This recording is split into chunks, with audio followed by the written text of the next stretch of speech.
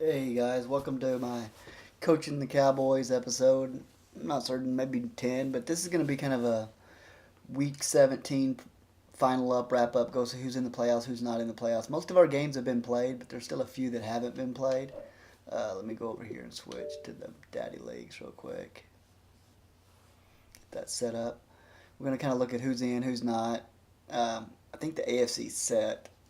Everybody's played their games. All the teams are in the playoffs have played all 16 games. In the NFC, we still got a couple left to go, but we got the Bucks who have sealed the number one seed, and then the last critical game is going to be the Seattle Seahawks here. So they played the 49ers.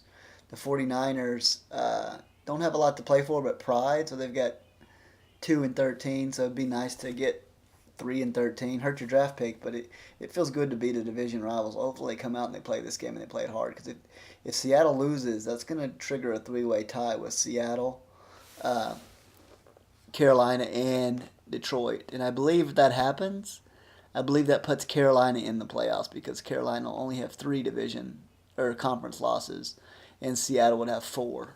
So I I think mathematically the Lions are out, but who knows with Madden? You never know. You might get some kind of crazy tiebreaker in there and stuff. So the game of the week was the Raiders and the Chargers, and the Raiders pulled off the win. I believe that's two wins over the Chargers this season. We'll take a look at that in a second. But let's kind of look at the AFC teams.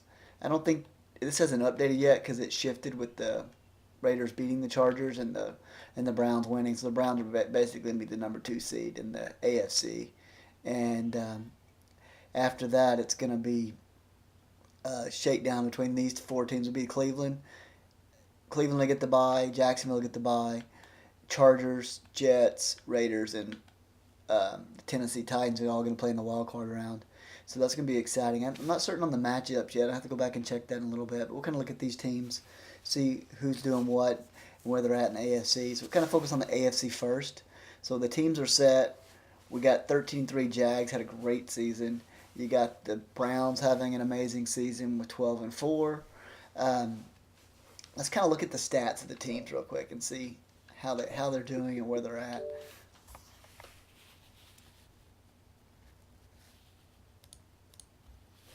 And we'll talk about the AFC first. So when you look at these teams, let's look at the points for, points against. So the highest scoring team in the AFC, Jacksonville Jaguars. He had all kinds of quarterback troubles last year, but he's got it figured out this year because he's got the highest scoring offense, outscoring the Raiders offense, who's known to be some of the most high scoring offenses in the league. Then you got the Titans, you got the Chargers, the Jets. What's interesting, the Steelers and Chiefs both had better offenses than the Browns, but they missed the playoffs. So defense plays a big part here in that game. They were just a couple of games out, but still, you can see the top offensive teams in this Madden are in there. Let's look at the points against. Generally, these teams are always number one in the playoffs. So you got the Jags. Not only they had the most points scored, they had the least amount of points scored against them in the AFC. So they're solid, offense and defense. And I believe, looking at the stats, they were pretty high up. They didn't have the best offense. I believe the best offense in this league goes to the Raiders. Even though they weren't scoring the most points, they had the most yards. I think they had almost 6,000 yards total offense compared to Jacksonville, who just has 5,000, so almost 1,000 more yards. So the Raiders are moving the ball. But we'll talk about turnover differential here in a minute. So you can see the Raiders have a lot of yards, but it's because they're playing from a lot of mistakes on turnovers. Um, Chargers got a great defense. Uh, Browns, see, their offense wasn't that great, but their defense is what kind of put them in here. And then Ravens, Chiefs, Broncos. The Jets' defense is a little misleading because they played three sim games, so the computer gave up quite a bit of points against on those sim games, too. So kind of got to take that with a grain of salt, or the Jets really went to bed. The Titans, this surprised me. I got to go check. They've gave up a ton of points against.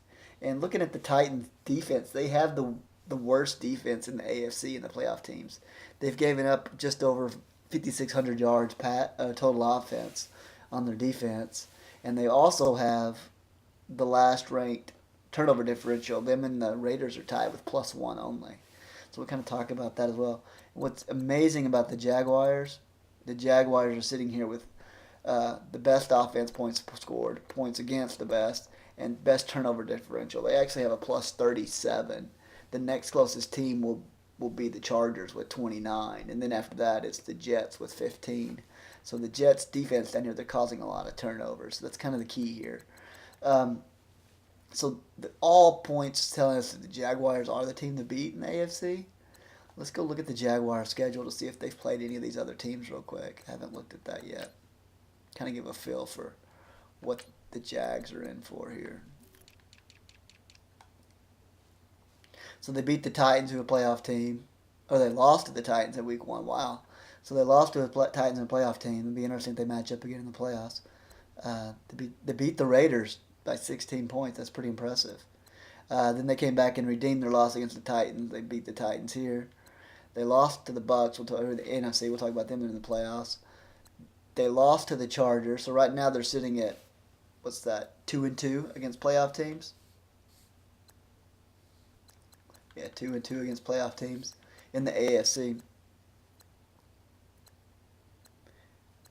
And they didn't play any others. So 2-2 against playoff AFC teams. So not a dominating record, but not a bad record. And you can see, let's see if they beat any NFC playoff teams this season.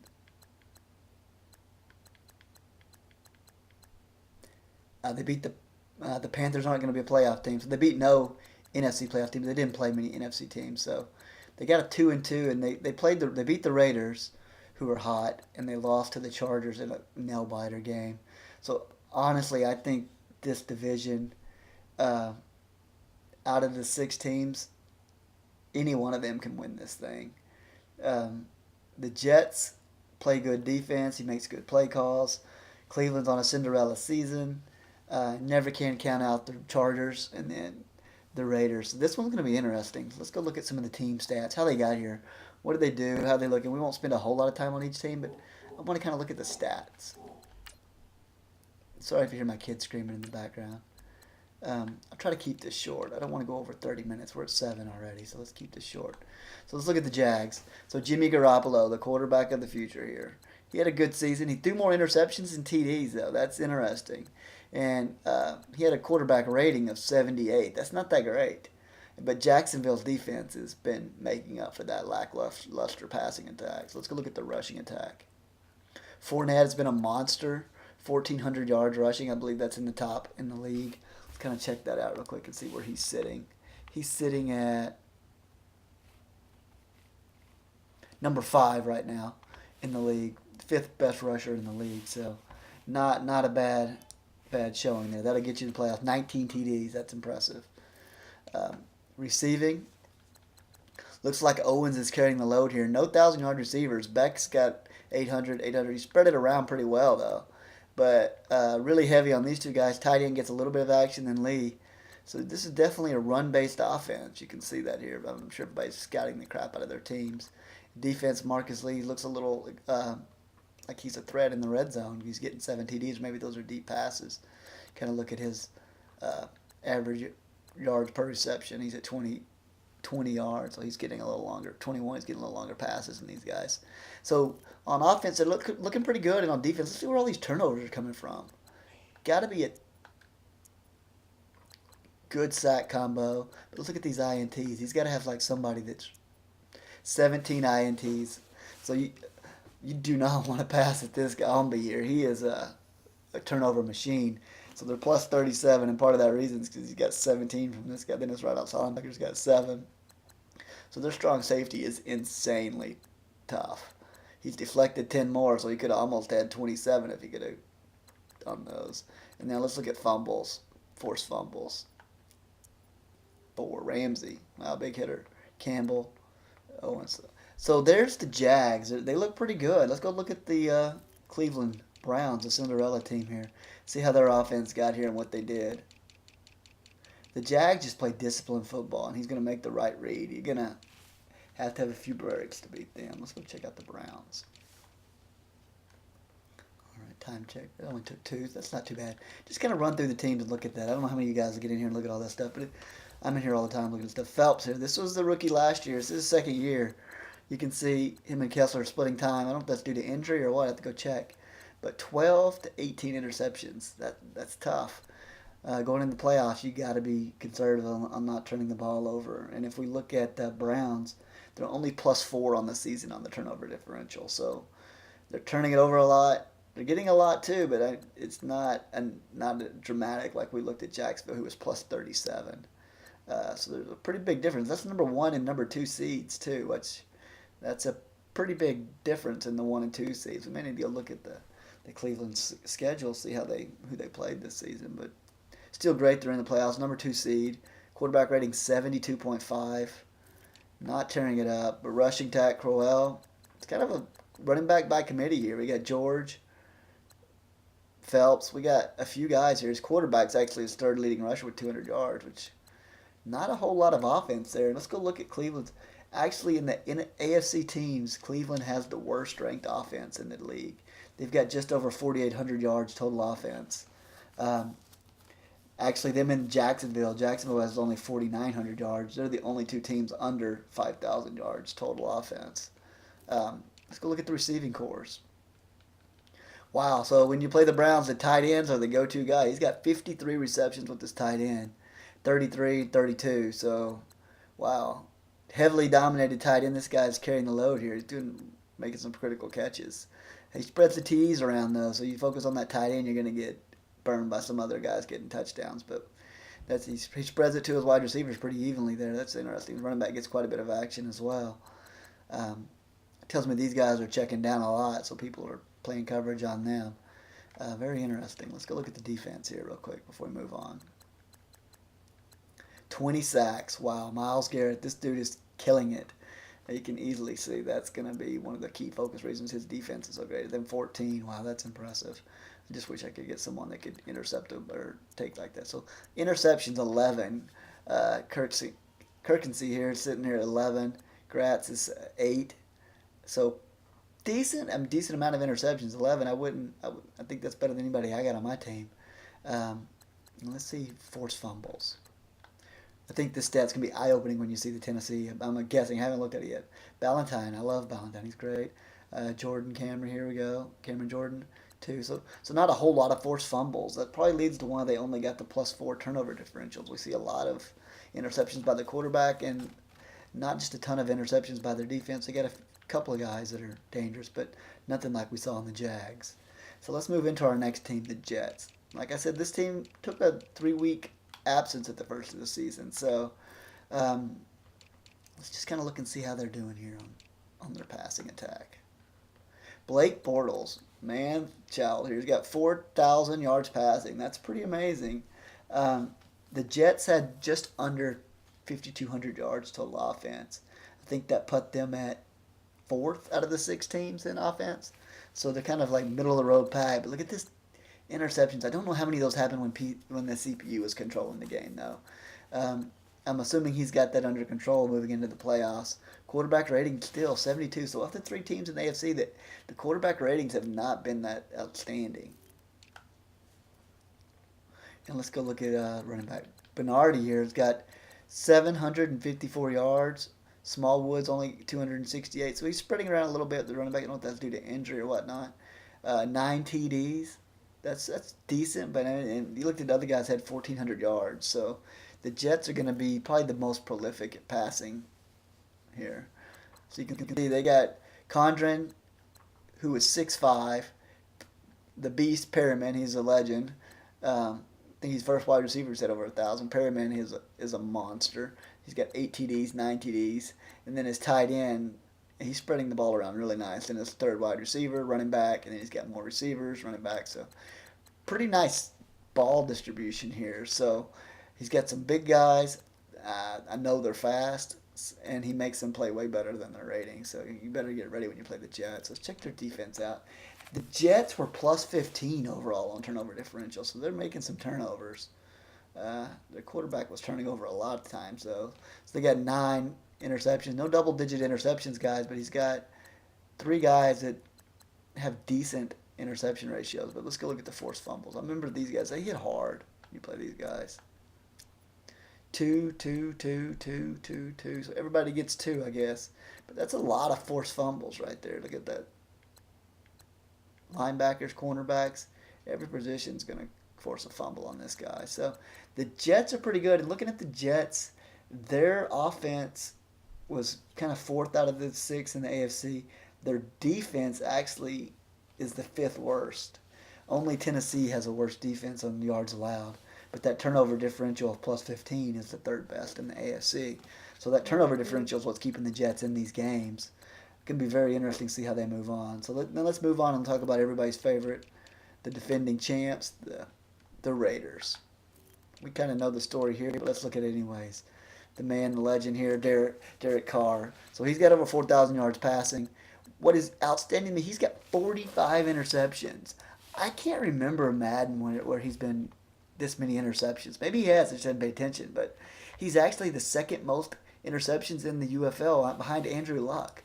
But what's amazing, he plays so fast and so high octane. He can throw that many interceptions and still make a comeback because his defense is going to cause turnovers. You get in a game against the Raiders, you start trying to match him score for score, and you're not going to be able to. You gotta just take the ball, score, and then capitalize on his turnovers and not let him. He'll make a turnover, the next play he'll get it right back.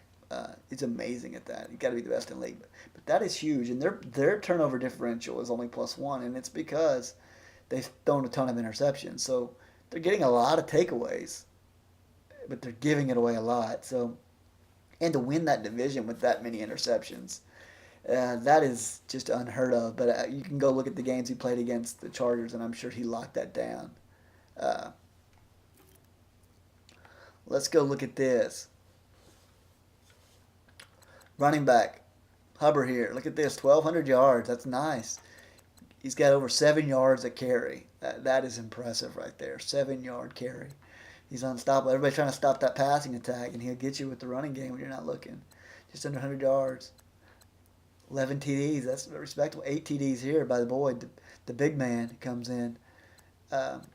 Splitting the carries up, so he's not a one-man show here. The wide receivers, let's look at this. Kaysen is a monster. This is his go-to guy, but look at this. Cooper has just as many yards with almost 15, 16 less receptions. Now TDs. Average yards per reception, 17, 14. So he's not getting the 20 yard per average like the other team, but he's getting some TDs down there. And let's go look at defense real quick. Sacks. This should just be funny. 33. That's just insane. I think that's more than I get in the whole Madden career. Right there, he gets it in a season. He knows the secret sauce, I guess. Man, Mac is a monster. I got to figure out, watch more game tapes. I tried to get more aggressive at first season, and it backfired on me because I can't get sacks, and people just burn me. So he knows something I don't know. Interceptions, he's got 9 and 9 and 8. So you get 3 guys up there with pretty good. Anything over 7 is pretty outstanding. No double digits like the Jacksonville Jaguars, but still very, very respectable. Forced fumbles. Look at this. Khalil Mack. Not only is he a monster in the quarterback, he's got 5 forced fumbles. Got Newton with 4, 2, 1, 1, 1, 1, 1. I'd like to sum that up. We might look at that in a minute, but man, that is in crazy defense right there. So the Raiders, they are who we knew they are. They're a good team. Going to be a Super Bowl contender. They're going to be hard to beat. They're going to have to go through the wild card round, so they got an extra game to play, so it'll be interesting to see. And then the Chargers. I don't know if they're going to be matched up against the Chargers in round 1 or if they'll be matched up against the Chargers in on the outside of the bracket because it could be a rematch. And they've beat them twice. Beating a team 3 times in the UFL is tough. Kind of hope I don't play the Eagles because I know it's almost impossible to beat someone 3 times in a season. So we got Sawyer here, the rookie. It's the first rookie quarterback we've seen in the AFC, which is impressive because they have the second-ranked offense in the AFC, just behind the Raiders. So the Raiders have almost 6,000 yards passing total offense, and the Chargers have just over 5,500 yards. So look at this. More interceptions than TDs. I don't think we've seen an AFC quarterback with more TDs than interceptions. So turnovers are going to happen in the playoffs. It's going to be who capitalizes on them. So that's pretty impressive. The quarterback rating, he's at the best. He's at 90.4. The rookie looks like he's the best rated quarterback so far. We have yet to see the Titans. we'll see how that shakes out in a minute. Let's go look at the running attack. I think we all know it's Gordon with 2,200 yards rushing, which is crazy. Almost 300 carries. And what is even crazier, he's about 300 yards ahead of Coleman. Coleman finished the season with almost 2,000 yards. Gordon has 24 TDs. Coleman had 23 TDs. I don't know if you guys remember last Madden, Tate and I got into like a scoring battle with his running back and my running back, and we both had like 30 TDs on the season, and that was a great season. I don't think we got I don't remember how many yards we got. I don't know if it was 2,000, but that's impressive when you get 2,000. So he's the only back to break 2,000 yards. So hats off to Melvin Gordon.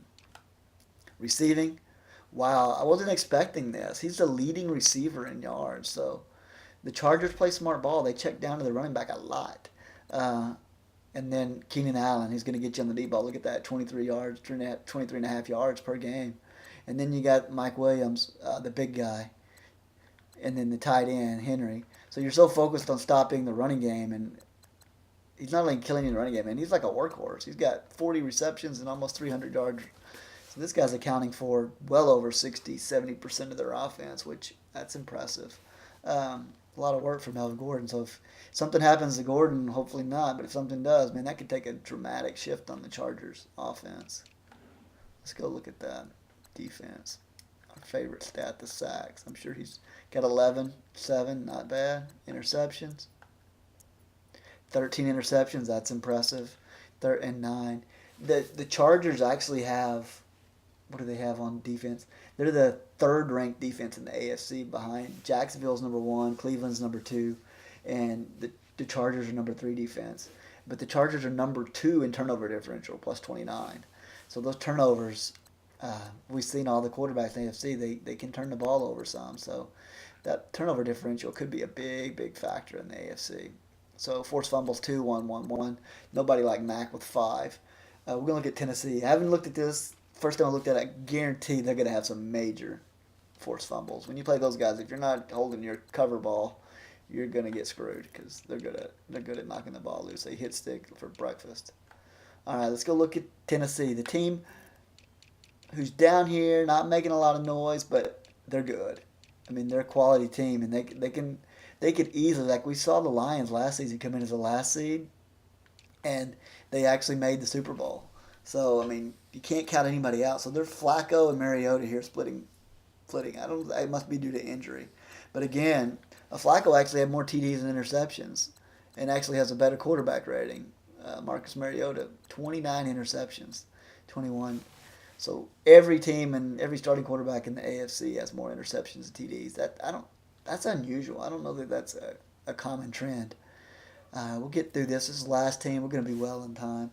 We got Derrick Henry here. Wow, this team must pass the ball much more than anybody else. Let's go look at their offense. Their offense is number 2 in the AFC, just behind the Raiders. Or number 3, sorry. They're behind the Raiders, and the Chargers have more offense. And then it's the Tennessee Titans. But I bet if we looked at passing attack, they might be the leading passing attack. We'll check that in a minute.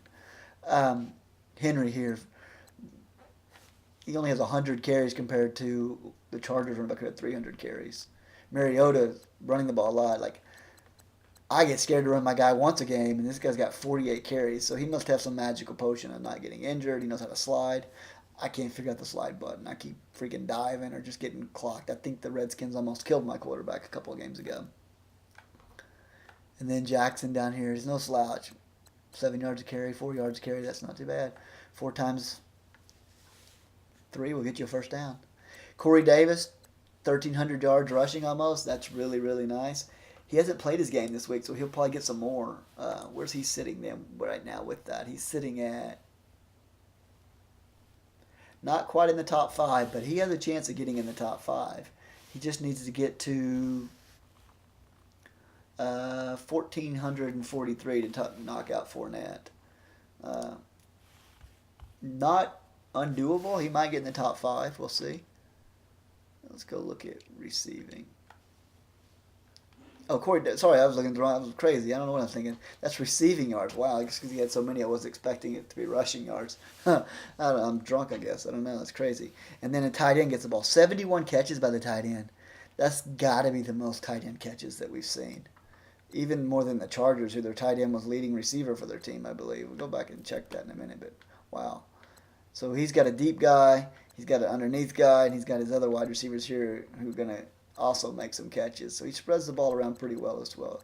You'll notice that in these playoffs teams are balanced. But I mean, you get near the end zone, Corey Davis is going to touchdown machine 18 TDs. That is insane. That has to be. We got to check that before we move on. That has to be the leading stat in the AFC. Yeah, 18. Hill with 12. Carson's got 11. 18 TDs. That is freaking amazing right there. Let's go look at the defense real quick, and we'll get this show wrapped up. We'll move on to the NFC in the next show.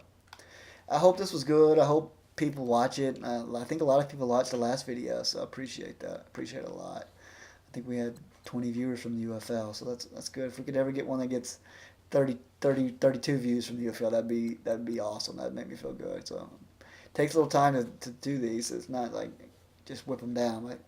I want to make it more entertaining and do more things as well. But let's look at this defense before I chat you to death here. Let's look at their sacks. 10, 10. Wow. So they got a middle linebacker, they got a defensive tackle, and they got a right end. Their defense is amazing.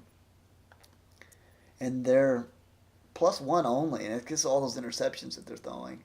11 interception from Jackson, 5. So you notice a lot of these teams have one big interception guy, but a lot of these AFC teams, I've seen 3 guys all. So it's hard when they got 3 guys that can pick it off. There's really nowhere to throw it. Which may be why all the AFC quarterbacks have more interceptions than TDs, is because they're playing against some pretty good madmen on defense here. Now let's go look at the forced fumbles. I haven't seen this. I'm just assuming if I had to guess forced fumbles, they got to be the leading team in forced fumbles. So he's got 3 with his linebacker, 3 with Marty. So not as much as I expected. I figured he would be some way with 5, but it's spread out 2, 2, 2, 2. So not bad. And let's kind of go check the stats real quick on the turnover differentials, and we'll wrap this up with the AFC. This is probably my favorite stat, actually. So, who's giving it up the least? The Chargers. They got +29. They've given it up the least. Who's giving it up the most? The Colts. The Raiders. That's what's unusual to me. The Raiders and the Titans. 2 playoff teams are giving up the second and third most times. That is crazy to me. That you just I don't know. Maybe Mike's done that. I think this is more interceptions than he's ever had. It has to be. So let's go. Who's taking the ball away the least? The Texans. Change ownerships, kind of mixing things up. Steelers, Colts. So you can see teams that aren't taking it away aren't winning. Let's go look at the most takeaways. 69 takeaways by the Jaguars. I guarantee coming in here, if you'd have asked me who had the most takeaways, this is just filtered on the AFC. Let's see NFC real quick before we get on to that. 65 Buccaneers. So the Jags actually have more takeaways than the Buccaneers. These 2 teams, they're going to take it away from me. 69. So what is that a game? That is. Let's do the math here. I'm not smart enough to do it. Pull out my old calculator. 69 divided by 16. 4 turnovers a game. That is crazy. And there's the Raiders. They give the ball up the most, but they take it away the second most. So their turnover differential is +1, but it's misleading. They're going to cause takeaways. Then you got the Jets, who 53, Chargers 51, Titans 49, Browns 42. 1, 2, 3, 4, 5. Oh, what's this? 1, 2, 3, 4, 5, 6. All the playoff teams, top 6 in takeaways. So you want to know how to make the playoffs? Get some guys on defense that can take the ball away. That's simple as that. Defensive interceptions, 59. That is crazy. 44. Forced fumbles. Let's see who the forced fumble master is. The Jets and the Titans. Both these guys, man. You play them, you're going to get hit sticked. And then the Jags. Wow, that's pretty impressive. So I'm going to wrap up the AFC show. I don't know if I want to pick a champ yet. I might come back and do a special show to pick the champs. Right now, it looks like it's Jacksonville's my early on favorite, but I kind of want to wait and see how the brackets are seeded. Maybe I'll do a quick one, like a 5 minute video once the brackets come out when we advance. So I'm going to stop this, run over to the NFC, and I hope you guys enjoy the show.